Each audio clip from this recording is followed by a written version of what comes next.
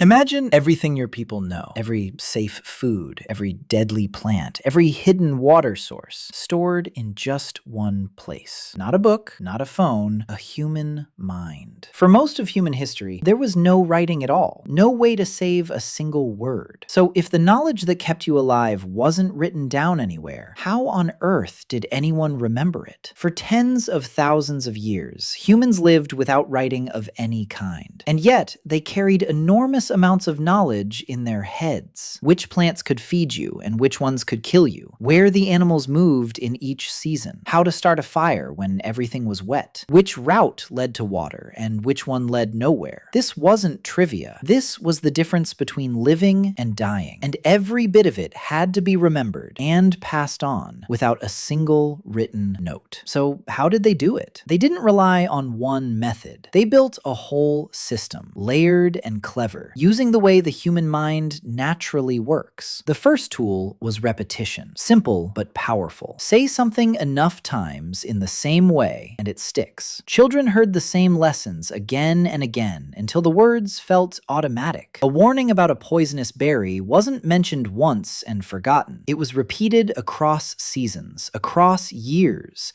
until it became second nature. But raw repetition is boring, and boring things get lost. So humans wrapped their knowledge in something the brain loves far more than plain facts: stories. Here's the thing about your memory. You're not very good at remembering random lists, but you're incredibly good at remembering stories. A story has characters, action, cause and effect. It has emotion, and emotion is like glue for memory. When elders wanted the next generation to remember a dangerous river crossing, they didn't just say, "Be careful there." They told a story about it. Something dramatic, something with stakes, something you couldn't forget even if you tried. The lesson was hidden inside the tale. Then there was song. Rhythm and melody are memory machines. Think about it. You probably can't recite a random paragraph you read last week, but you can sing every word of a song you haven't heard in years. That's not an accident. Rhythm, rhyme, and melody create patterns, and patterns are easy for the brain to lock onto. So people set important knowledge to music, directions, seasons, family histories, the names of places, all turned into songs and chants that could be sung the same way over and over, keeping the words stable across generations. And in some parts of the world, people went even further. Certain indigenous Australian communities developed extraordinary memory traditions tied to the land itself. Knowledge was linked to specific places, to journeys across the landscape, so that walking a familiar path could unlock a whole chain of stored information. Some of these oral traditions appear to describe real events, like changes to coastlines from thousands of years ago, suggesting that carefully guarded knowledge really can survive across incredibly long stretches of time. But none of this worked on its own. It needed people, specific, skilled people. In many communities, certain individuals, often the elders, became living libraries. They had spent a lifetime learning the stories, the songs, the rituals, and the practical knowledge. They weren't just old. They were trusted keepers of information, respected precisely because of everything they held in their minds. Losing an elder was a real loss, because a piece of hard-won experience went with them. But knowledge was rarely trusted to just one person. It was shared, taught, and spread across the group on purpose, so that if one keeper was gone, others still carried the thread. The system was built to survive. Rituals helped too. When knowledge is tied to a ceremony, something you do at a certain time in a certain way, it gets locked into the rhythm of life itself. A ritual marking the change of seasons wasn't only spiritual, it was also a reminder, right on schedule, of what to do and when. The dance, the chant, the gathering, all of it reinforced the same lessons year after year,